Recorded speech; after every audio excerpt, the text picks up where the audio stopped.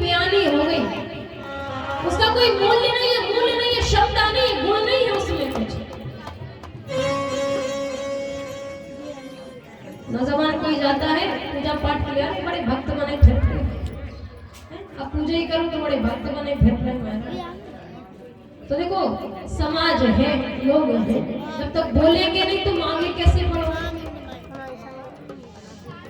तो इस प्रकार राम जी ने अपने बदकल वस्त्र धारण किए, माँ जानकी के साथ लक्ष्मण जी के साथ नगर के बाहर जाने लगे।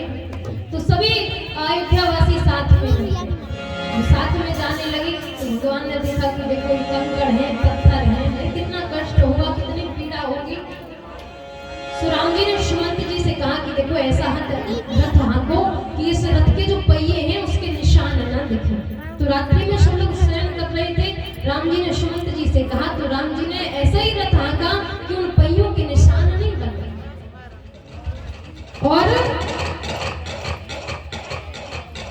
और जैसे ही भगवान राम जी ने स्नान ध्यान किया और बट वृक्ष का जो क्षीर होता है, जो दूध होता है, उससे अपने केश बनाए, जटाजूट तैयार किया। तब सुमंत जी ने कहा कि प्रभु चलिए, मैंने तो दशरथ ने कहा था कि राम जी को, जानकी जी को, लक्ष्मण जी को केवल बल घुमाकर वापस लाना है, बल को दिखाकर वापस लाना है। तो राम जी अपने पूर्वजों की कथा कहते हैं कि सिर्फ दधीच हरिचंद नरेशा सही धर्म में कोट कलेशा। महाराज उन्होंने अपने प्रण के लिए अपने प्राणों को त्याग दिया, तो क्या मैं 14 वर्ष के लिए वनवास नहीं जा सकता? आज सुमंत जी से राम जी कहते हैं कि आप हमारे पिता तुल्य हैं, लेकिन हम आपको बताना चाहते हैं कि कोहो न काहो सुख दुख करदा।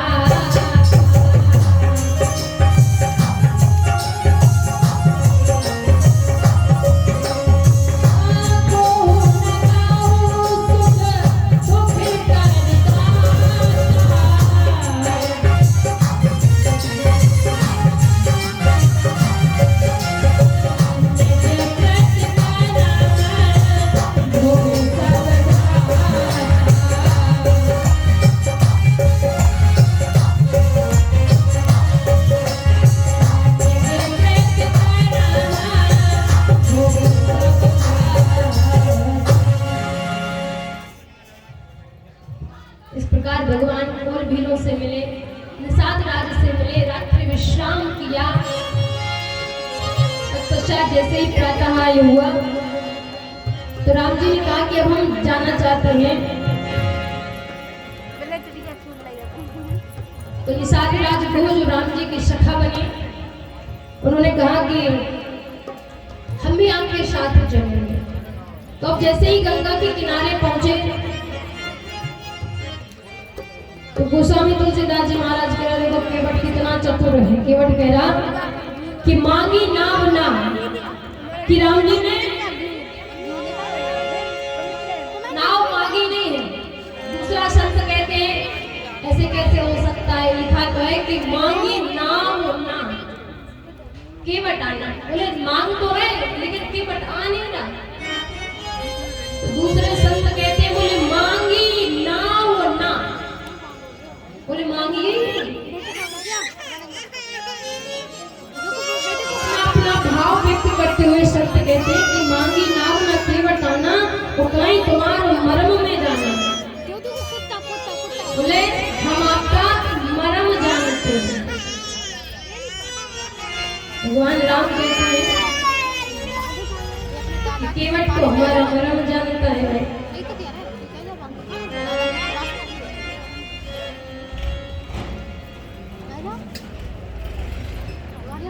तो आज जो गंगा का तट है वहाँ कोई नाव नहीं है, केवल केवट की नाव है। हमारा मानो किसी बस स्टैंड पर एक ही बस हो, पूरी बस भर जाए तो तुम कहो नहीं हम तो स्टैंड से जाएंगे, सीट मिलेगी तब जाएंगे, तो वो थोड़ी कहेगा कि बैठ जाओ। उसकी तो भर गई, उसका काम बन गया, टंगना हो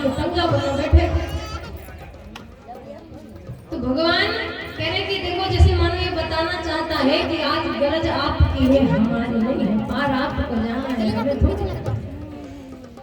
तू कहीं तुम्हारा मरम में जाना, तो भगवान कह रहे देखो हमारा मरम तो कौन नहीं जानता। बोले राम ब्रह्म परिमारथ रूपा। अरे ब्रह्मा विष्णु महेश भी हमारा तथ्य नहीं जानते। नीति नीति कहकर जिन वेदों ने भी हमारा वर्णन नहीं कर पाया, तो आज ये केवट कह रहा है कि कहाँ तुम्हारा मरम बेटा। जैसे लंकिनी ने कहा था ना हनुमान जी से, जाने नहीं मरम सठ मोरा, मोर आहार जहां लग चोरा। हनुमान जी बोले सबसे बड़ा चोर तो आप ही की लंका में है। अरे जब हमारी जानकी जी को हरण करके लाया तो सबसे बड़ा चोर है। तो कहा आज